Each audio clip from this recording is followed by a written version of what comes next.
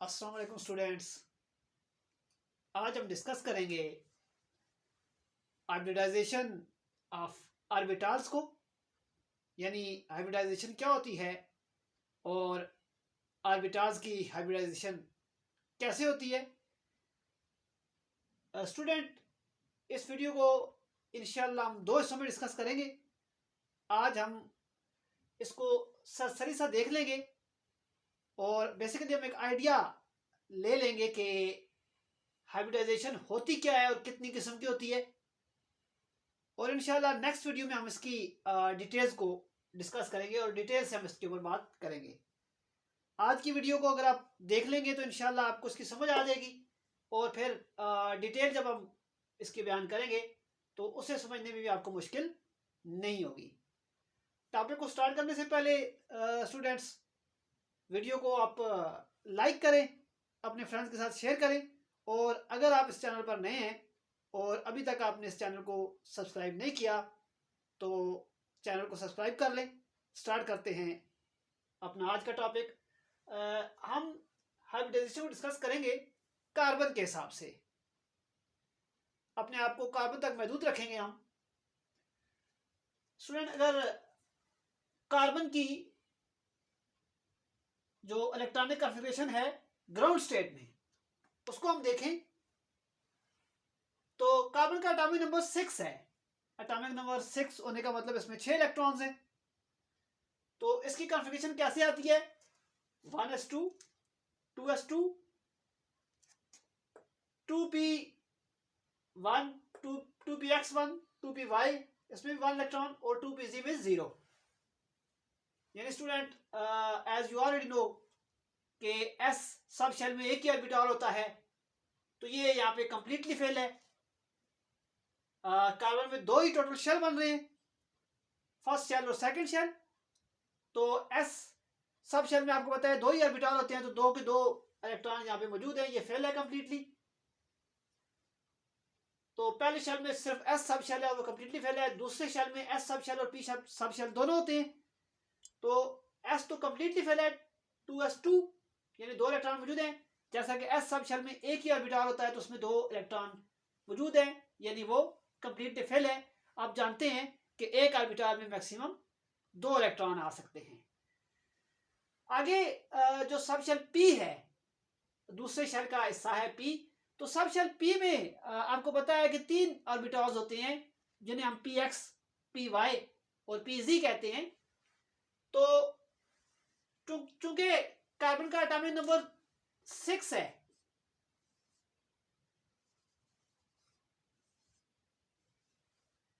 मतलब कार्बन में टोटल कितने इलेक्ट्रॉन है? 6 हैं। तो 4 तो यहां तक पूरे हो गए 1s और 2s में। आगे p में दो इलेक्ट्रॉन आ सकते हैं, और आप ये भी जानते हैं कि ये तीनों p सब शेल के जो 3 ऑर्बिटल्स हैं, यानी px, py और pz, ये डी जनरेट हैं। मतलब ये एनर्जी इनकी बराबर है। डी जनरेट हम उसे कहते हैं जो एनर्जी में बराबर हो। तो ये p सब शेल के जो तीनों ऑर्बिटल्स हैं px, py और pz, ये डी जनरेट हैं, इनकी एनर्जी बराबर है। अब आप जानते हैं कि जब बराबर एनर्जी वाले ऑर्बिटल्स इलेक्ट्रॉन्स को अवेलेबल हों, और तो वो अकेले अकेले रहना इलेक्ट्रॉन पसंद करता है, एक ही ऑर्बिटल में दो आना वो पसंद नहीं करेगा। मतलब यहां तक 1s2 और 2s2 तक अगर आप देखें तो 4 इलेक्ट्रॉन पूरे हो चुके हैं, पीछे दो ही बच रहे हैं। और दो को कितने रूम्स अवेलेबल हैं? एक px है, एक py और एक pz है। तो बजाय इसके कि ये px में दोनों आ जाएं, या py में दोनों आ जाएं, या pz में दोनों आ जाएं, ये ऐसा नहीं करते, बल्कि ये अलग अलग रहना पसंद करते हैं। तो ये एक px में आ गया और एक py में आ गया। अब यहां से आगे स्टूडेंट, जैसा कि आप जानते हैं वैलेंस बॉन्ड थ्योरी के तहत हमें ये बात पता है कि बॉन्डिंग में सिर्फ ये दो ऑर्बिटल्स हिस्सा ले सकते हैं, क्योंकि हम जानते हैं एक तो जो बॉन्डिंग होती है या जो केमिकल रिएक्शन होती है उसमें सिर्फ इलेक्ट्रॉन इन्वॉल्व होते हैं। ये तो बहुत बेसिक बात है, उसमें प्रोटॉन और न्यूट्रॉन का कोई रोल एज सच नहीं होता। जो बॉन्डिंग होती है या जो केमिकल प्रॉपर्टीज होती हैं एलिमेंट्स की, उसमें इलेक्ट्रॉन्स का रोल होता है, और इलेक्ट्रॉन्स भी सारे के सारे नहीं, बल्कि लास्ट शेल के इलेक्ट्रॉन, जिन्हें हम वैलेंस इलेक्ट्रॉन कहते हैं। चूंकि हम लास्ट शेल को वैलेंस शेल भी कहते हैं तो उन्हें हम वैलेंस इलेक्ट्रॉन्स कहते हैं। तो बॉन्डिंग में सिर्फ और सिर्फ वैलेंस इलेक्ट्रॉन्स इन्वॉल्व होते हैं। तो इस हिसाब से सिर्फ ये दो ऑर्बिटल जो है वो बॉन्डिंग में हिस्सा ले सकते हैं, 2px और 2py। तो इस हिसाब से कार्बन की वैलेंसी 2 होनी चाहिए, इसे दो बॉन्ड बनाने चाहिए। कार्बन को क्या होना चाहिए? डाईवैलेंट होना चाहिए। जो इसकी ग्राउंड स्टेट और स्टेबल कॉन्फ़िगरेशन आ रही है उसके तहत कार्बन को डाईवैलेंट होना चाहिए, इसे दो बॉन्ड बनाने चाहिए, इसकी वैलेंसी 2 होनी चाहिए। लेकिन आप जानते हैं कार्बन की वैलेंसी 2 नहीं है, कार्बन की वैलेंसी 4 है। ये पीरियोडिक टेबल के फोर्थ ग्रुप से भी बिलोंग करता है, उस हिसाब से भी हम जानते हैं कि इसकी वैलेंसी 4 आएगी।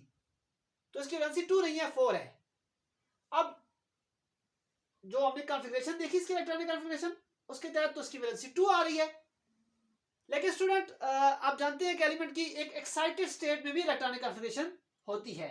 ग्राउंड स्टेट क्या होती है? नॉर्मल हालत में जो स्टेट आती है, जो कॉन्फ़िगरेशन आती है वो ग्राउंड स्टेट होती है। लेकिन जब कभी किसी एलिमेंट को हीट मिलती है और हीट एब्जॉर्ब करता है तो उसका इलेक्ट्रॉन जंप कर सकता है आगे, तो इस सूरत में एक्साइटेड स्टेट उस एलिमेंट की, उस एटम की बन जाती है। तो अगर आप कार्बन की एक्साइटेड स्टेट को देखें तो उसमें सिर्फ ये डिफरेंस है कि यहाँ 2s से एक इलेक्ट्रॉन मूव करेगा और 2pz में आ जाएगा। यानी 2s से एक इलेक्ट्रॉन मूव करेगा और वो कहाँ आ जाएगा? 2pz में। यहाँ पे एक इलेक्ट्रॉन रह जाएगा और यहाँ पे भी एक इलेक्ट्रॉन आ जाएगा, जो कि हमने यहाँ पे लिखी हुई है। मैंने रेड कलर से इस इलेक्ट्रॉन को शो किया हुआ है। बेसिकली यहाँ पे दो थे। अगर आप इसको देखें, 2s को देखें, जो ग्राउंड स्टेट में इसकी कॉन्फ़िगरेशन आ रही थी उसमें 2s के पास दो इलेक्ट्रॉन थे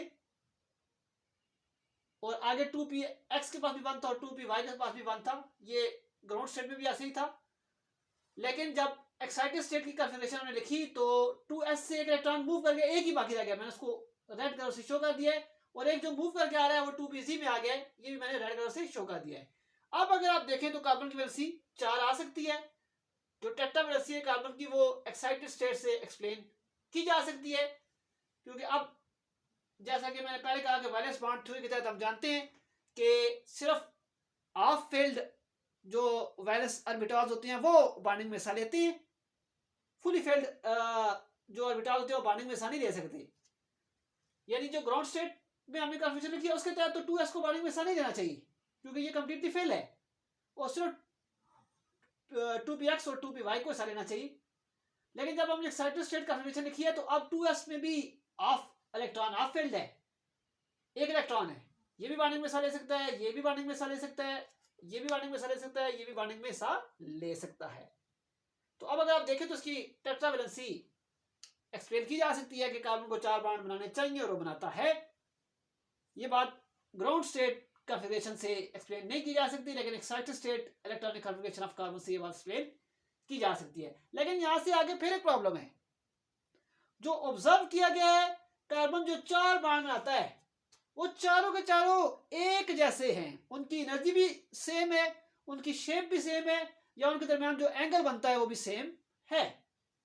लेकिन यहां पे अगर हम देखें तो ऐसा पॉसिबल नहीं है, क्योंकि ये बॉन्ड बन रहा है एस सब शेल से, एक बॉन्ड बन रहा है एस सब शेल से, और बाकी के 3 बॉन्ड बन रहे हैं पी सब शेल से।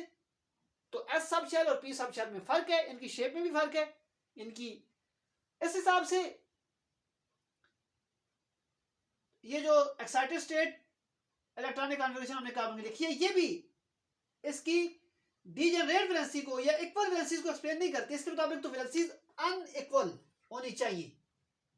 यानी एक्साइटेड स्टेट इलेक्ट्रॉनिक कॉन्फ़िगरेशन जो हमने कार्बन की लिखी, जो कार्बन की है एक्साइटेड स्टेट कॉन्फ़िगरेशन, उसके मुताबिक कार्बन को टेट्रावैलेंट तो होना चाहिए, लेकिन इसकी वैलेंसी जो है ये अनइक्वल होनी चाहिए। यानी इससे जो 4 बॉन्ड बनते हैं वो बिल्कुल एक जैसे नहीं बनने चाहिए, क्योंकि एक बॉन्ड बन रहा है एस से और बाकी 3 बन रहे हैं पी से। तो पी वाले तो आपस में सेम हो सकते हैं जैसे, लेकिन एस वाले को डिफरेंट होना चाहिए। लेकिन जो ऑब्जर्व किया गया है, प्रैक्टिकली जो देखा गया, ऑब्जर्व किया गया है, कार्बन जो 4 बॉन्ड बनाता है वो चारों के चारों एक जैसे आते हैं, या जितने भी बॉन्ड बनाता है वो सारे के सारे एक जैसे आते हैं। अब कार्बन से बनने वाले बॉन्ड एक जैसे कैसे आ जाते हैं, जबकि यहां पे अगर हम देखें तो ऐसा नहीं होना चाहिए। इस बात को एक्सप्लेन करती है हाइब्रिडाइजेशन। हाइब्रिडाइजेशन क्या होती है जी? Mixing of atomic orbitals to give hybrid orbitals which are equal in energy and shape. यानी एटॉमिक ऑर्बिटल्स, यानी एक एटम के जो ऑर्बिटल्स होंगे वो एटॉमिक ऑर्बिटल्स होंगे, वो आपस में मिक्स होकर नए ऑर्बिटल बनाते हैं जिन्हें हम हाइब्रिड ऑर्बिटल्स कहते हैं।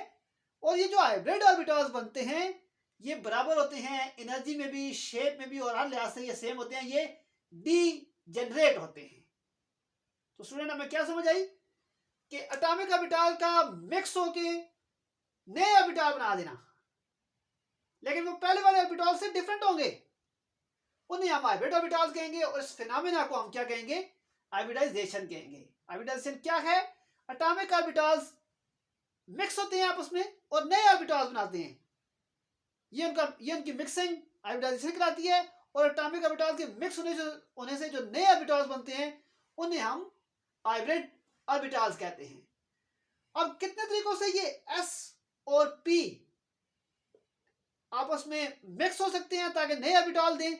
इस बिना पर हमारे पास कार्बन के अंदर जो हाइब्रिडाइजेशन आती है वो तीन किस्म की आती है, तीन टाइप्स बनती हैं इसकी, sp3, sp2 और sp। sp3 hybridization, sp2 hybridization और sp हाइब्रिडाइजेशन। sp3 क्या होती है? जब जो हाइब्रिडाइजेशन हो रही है उसमें s एक s हिस्सा ले और तीनों p हिस्सा ले, यानी यहाँ पे हमारे पास एक s है और तीनों p है। अगर 1s एक s है और तीनों p हाइब्रिडाइजेशन में हिस्सा ले रहे हैं तो अब जो हाइब्रिडाइजेशन आएगी वो sp3 आएगी। इसमें 1 पार्ट s है और 3 पार्ट p है, या हम कह सकते हैं कि इसमें 25% वेक्टर जो है वो s का होगा और 75% p का होगा। तो अगर मिक्सिंग में एटॉमिक ऑर्बिटल जो मिक्स हो रहे हैं, जो हाइब्रिडाइजेशन हो रही है उसमें 1s हिस्सा ले रहा है और 3p हिस्सा ले रहे हैं, यानी एक s ऑर्बिटल हिस्सा ले रहे हैं और 3p ऑर्बिटल हिस्सा ले रहे हैं, तो जो हाइब्रिडाइजेशन बनेगी उसे हम sp3 हाइब्रिडाइजेशन कहेंगे। लेकिन ये भी पॉसिबल है कि 1s हिस्सा ले और तीनों p हिस्सा ना ले, बल्कि p वाले सिर्फ 2 हिस्सा ले। तो ऐसी सूरत में जो हाइब्रिडाइजेशन आएगी वो क्या आएगी? sp2, यानी जब 1s और 2p हिस्सा ले रहे हैं, एक s और 2p हिस्सा ले रहे हैं, तो sp2 हाइब्रिडाइजेशन हो जाएगी। और ये भी पॉसिबल है कि 1s हिस्सा ले और बाकी ये दोनों p हिस्सा ना ले, एक p हिस्सा ले, तो अब sp हाइब्रिडेशन। जब मिक्सिंग हो रही है 1s और 1p की, तो इससे जो हाइब्रिडेशन आएगी वो कहलाएगी sp हाइब्रिडाइजेशन। इसमें 50-50% रोल दोनों का होगा, s का भी रोल जो 50% होगा, p का भी, या हम कह सकते हैं 1 पार्ट s और 1 पार्ट p है। तो स्टूडेंट ये है हाइब्रिडाइजेशन इन कार्बन, यानी एटॉमिक ऑर्बिटल्स का आपस में मिल जाना, मिक्स हो जाना और नए ऑर्बिटल बना देना। याद रखिएगा, पुराने एटॉमिक ऑर्बिटल का वजूद खत्म हो जाएगा, अब नए ऑर्बिटल्स आएंगे जिन्हें हम हाइब्रिड ऑर्बिटल्स कहेंगे। और इस तरह एटॉमिक ऑर्बिटल्स का मिक्स होकर नए ऑर्बिटल देना हाइब्रिडाइजेशन कहलाएगा। और एटॉमिक ऑर्बिटल्स के मिक्स होने से जो नए ऑर्बिटल्स बनेंगे वो हाइब्रिड ऑर्बिटल्स कहलाएंगे। और कार्बन के अंदर हाइब्रिडाइजेशन की तीन टाइप्स हैं, sp3 हाइब्रिडाइजेशन, sp2 हाइब्रिडाइजेशन और sp हाइब्रिडाइजेशन। अगर हाइब्रिडाइजेशन में एक s हिस्सा ले रहा है और 3p हिस्सा ले रहे हैं तो हाइब्रिडाइजेशन sp3 कहलाएगी। और अगर हाइब्रिडाइजेशन में एक s हिस्सा ले रहा है और 2p हिस्सा ले रहे हैं तो हाइब्रिडाइजेशन sp2 कहलाएगी। और अगर हाइब्रिडाइजेशन में एक s हिस्सा ले रहा है और एक ही p हिस्सा ले रहा है तो हाइब्रिडाइजेशन sp3 हाइब्रिडाइजेशन कहलाएगी। स्टूडेंट, उम्मीद करता हूं आपको टॉपिक की समझ आई होगी। और अगर आपको वीडियो अच्छी लगी है तो उसको लाइक करें, अपने फ्रेंड्स के साथ शेयर भी ज़रूर करें। और अगर आप चैनल में नए हैं और आपने अभी तक चैनल को सब्सक्राइब नहीं किया तो सबसे पहले इसको सब्सक्राइब कर लें और साथ में बेल आइकन के बटन को भी लाजमी दबा दें ताकि मेरी हर नई आने वाली वीडियो के नोटिफिकेशंस आपको मिलते रहें। अपना और अपने इर्द गिर्द के लोगों का ख्याल रखिएगा। Thank you very much. अल्लाह हाफिज़।